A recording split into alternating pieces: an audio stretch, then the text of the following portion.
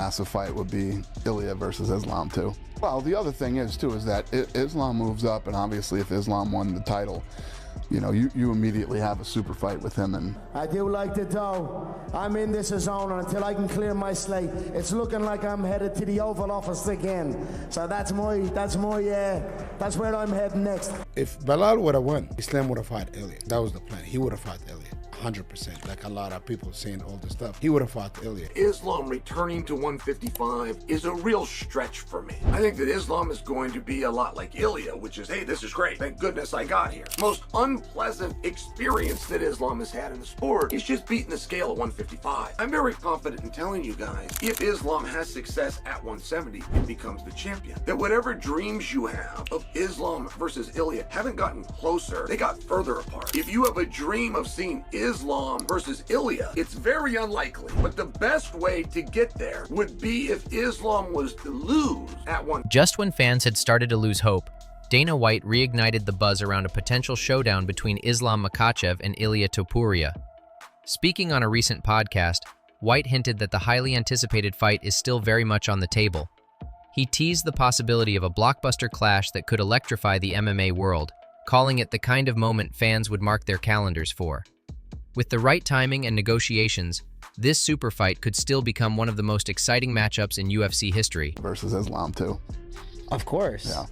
But Salim is obsessed with that fight. Oh, really? He's obsessed with it. And I tell him, I'm like, but they both got to win more fights in their division first, right? That's kind of how you do it, right? When it's like they both run through their division, and then it's like you're in the position where it's like, I got to make this. That's what happened with Volk Islam, right? Well, the other thing is too is that Islam moves up, and obviously if Islam won the title, you know, you immediately have a super fight with him and Ilia. So could that be, I if don't Islam know. Gets one victory, could that potentially happen? You have to see, it's one thing to sit around, this is what the media always tries to do, sit around and talk about these fights before they happen, or, you know, hypothetically speaking. I don't like hypothetical. These are options that we have if things play out that way, but you never know what's going to happen. What did you think about Ilia's last performance? Incredible. Absolutely unbelievable. You guys probably knew, I always saw him as being like a big star, but has that surprised you at all? How dominant he's been? Yeah. I mean, you know, you don't know until it plays out, and then calling the round, calling how he's going to do it, and doing it to the guys that he's done it to is unbelievable. You know, Volk, Holloway, and Dana White praised Ilia Topuria's last 3 performances, saying he was blown away by the confidence and precision on display. He highlighted these dominant wins as clear signs that Topuria is evolving into a true superstar, capturing the attention of the entire fight world with his rise. Today about it, I said, while I may not have the greatest relationship with Conor McGregor, partly because of Khabib and his relationship with Conor McGregor, I respect and appreciate him for being that guy for my brother Khabib. Because without Conor McGregor, Khabib doesn't go to the moon. Right? You need that guy. And I think Ilia Topuria and Islam might be that for each other. So while you may not like each other, you may need each other to go to the next level. So I appreciate Conor for helping Khabib achieve the life that he has today. Because before the Conor McGregor fight, he was great. We all loved him on the mixed martial arts level. Right after Conor McGregor, he was a global. You like the dough. I'm in this zone until I can clear my slate. It's looking like I'm headed to the Oval Office again. So that's where I'm heading next. But I let these men fight for this one, and I'll support them and back them all the For his ego. They said money and fame change people. I disagree. I think money and fame show who you really are. Maybe this McGregor guy at the beginning was a good guy, but when you really give him this power, this money, show who he is. He's a piece of shit. When you're a piece of shit, you're a piece of shit. Like it's fact. What are your thoughts on Islam making this move and how he matches up with JDM? Well, number one, if I was in the top 5, I would be very upset that this guy who just got the title is already looking at somebody from a different division. Like, you know, if it was me, who if I'm in the top 5, more deserving than, you know, this guy coming up, like I've been waiting here. Where's the Shavkat Rakhmanovs? Where's the Ian Garys? Where are the, you know, these guys that are Usman, who's been in the mix, is back in the mix, if you will, after beating Buckley. Like, these guys, I think, are more deserving of it because they've been there. Like if it was me, I would want JDM to like fight at least one more time or 2 more times before looking at somebody from a. Between you two at 55, what do you think would be different? We just have to find out, right? We're gonna. The people keep saying what I said that fight. We're gonna find out Saturday night. So a 55 fight, we just gonna have to find out, you know. So first things first. You know, I mean, I was over the moon, you know. A lot of people thought so. I'd be like, oh my God, what the hell? Why is he coming to 55? I was over the moon when he announced he's coming to 55. And then when I found out he got the title shot, I was like, oh my gosh. I think I was the happiest man alive. I have history with 2 guys.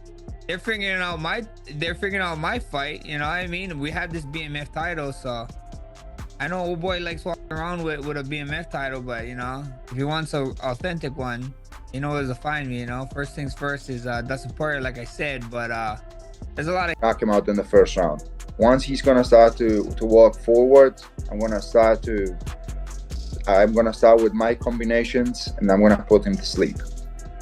But at the end of the day, all the respects for Charles. We respect him.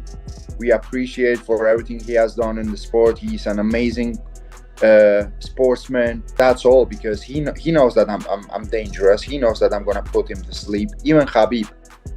The only reason they don't want me to fight against him, because they know that Islam's a southpaw, so he's gonna probably throw body kicks to keep his arms busy, keep the distance, move, feint, maybe use some judo to take him down and try to get him to the ground and try to submit him.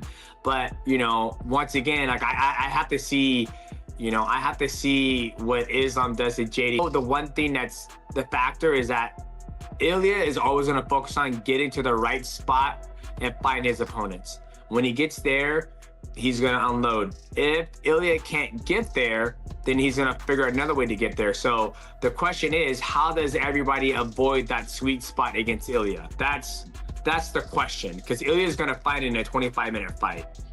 That's what it comes down to. And then you go from like, hey, how does Islam keep Ilia away from that spot, or does Islam meet him there? Right? There's so much, you know, that goes into it, and my brain is all over the place. So for me to give like a clear-cut answer, I just, you know, I'm just like, I'm ready to fight you.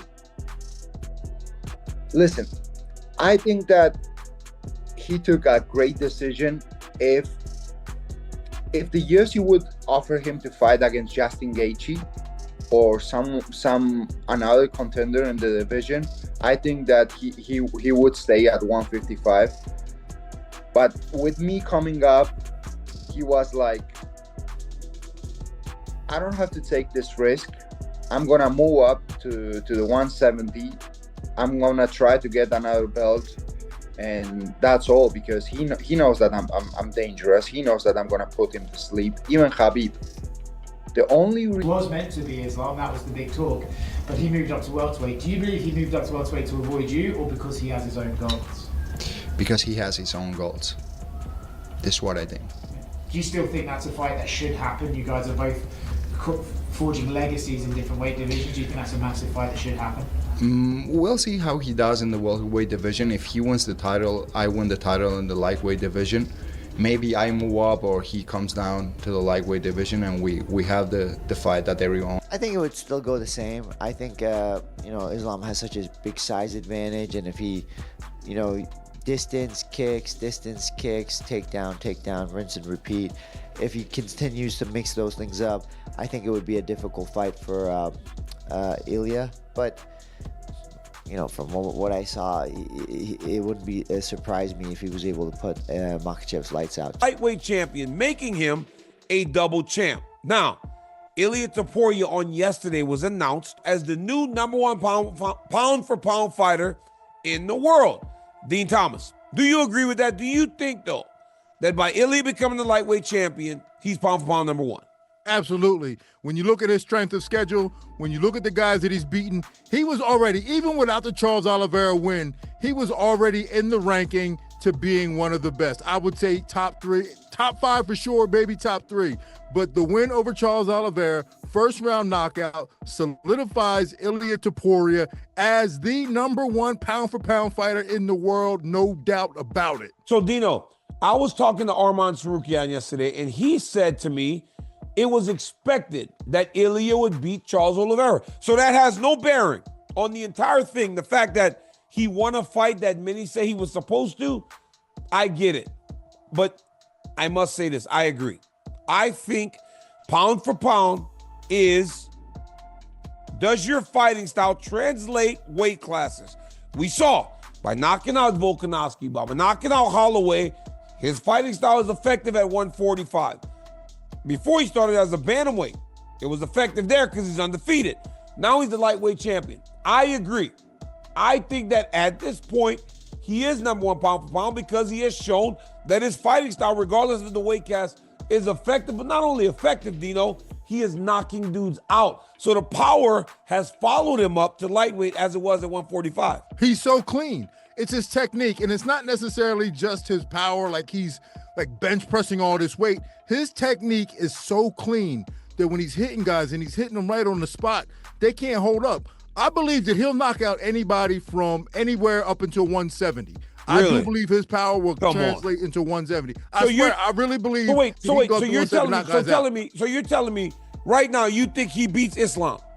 I think he beats Islam. Oh my God. I always thought he would beat Islam. Here's why. Because I think Islam had struggled with in the Volkanovski fight, the very first Volkanovski fight, he struggled with getting underneath Alexander Volkanovski.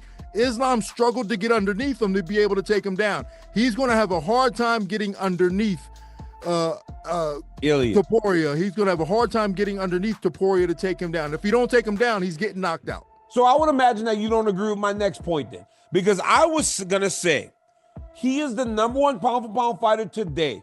But if Islam is able to beat Jack Della Maddalena, it flips again. And then Islam goes back to number one pound for pound. Only because it is, Dean. Dean, listen. Only because it is. Fighting style will then be proven to go up to the next weight class. What do you think would have happened if Ilia fought Islam this weekend? Islam Makhachev. He would have beaten him? By TKO. Oh, wow. Really? No, I mean, that's a different level of fighters. You think so? Wow. You can't compare Ilia versus Islam. Really? I have Ilia number one pound for pound now. Yes, because Islam not champion anymore right now. Right. But when he gets the second title, he's gonna be pound for pound number one. So you think he beats Jack? He beats Jack. Yeah. Became a pound for pound number one. I'll be pound for pound number two, champion lightweight division, and then beat Islam and became a pound for pound number one. Wow, I love it. You have it all mapped out. No one gives a fuck about him. That's Islam. No one gives a fuck.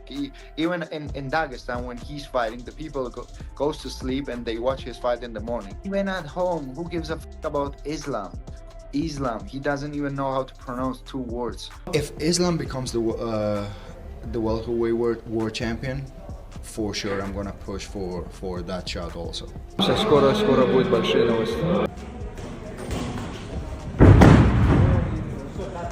That it's gonna be even bigger, me against Paddy than me against Islam, because the one who that no one gives a fuck about him, that's Islam. No one gives a fuck.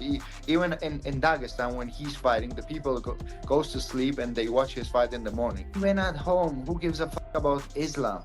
Islam. He doesn't even know how to pronounce two words. Bueno, está Paddy, por ejemplo. Él es otro hipócrita, yo te lo digo. Yo recuerdo una vez compartimos una rueda de prensa y él me dijo una cosa que era: mira, yo estoy peleando en el main card, tú estás peleando en los preliminares, tipo una bobada así. Y yo ahora me pregunto, yo tengo 2 cinturones, ¿tú dónde estás? ¿Sabes? ¿Quién es Paddy Pimblett ahora mismo?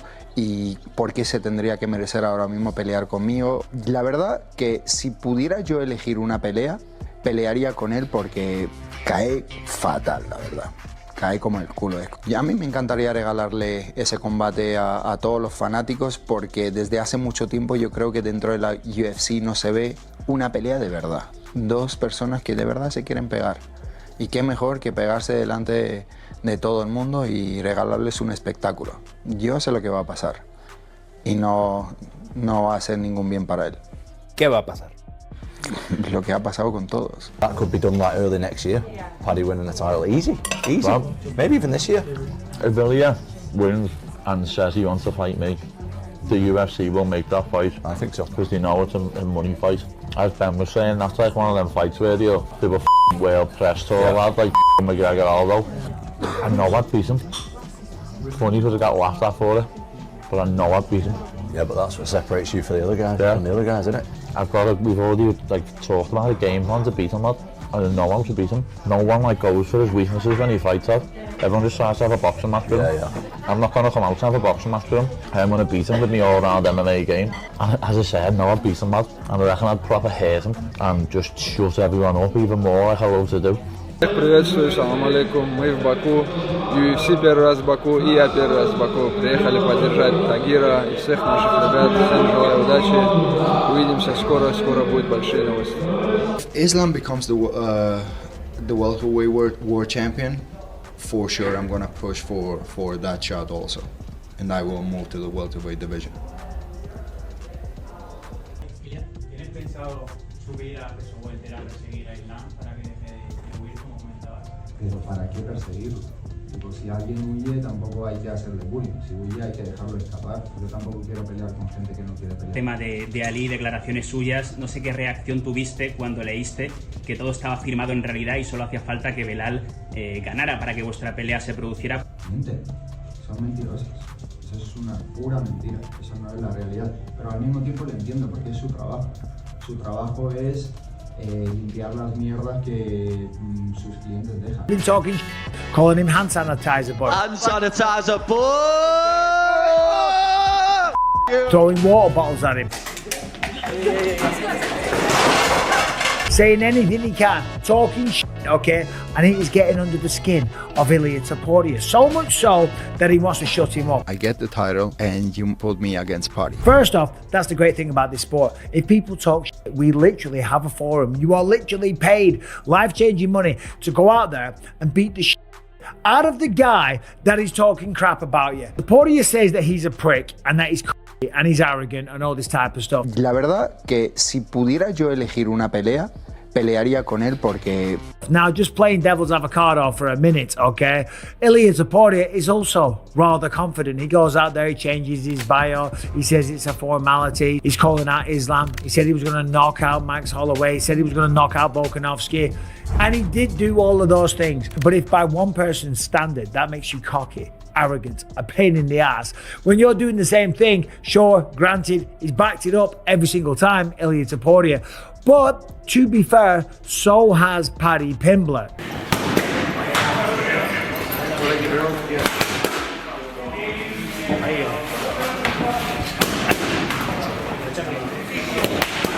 Knocked those guys out in featherweight before, and he did it. And he did it, and he made it look easy. And with Ilia, it's everything. It's his submissions, his kicks, his punches, everything. He can do anything. I mean, he does everything perfect. All his technique is perfect.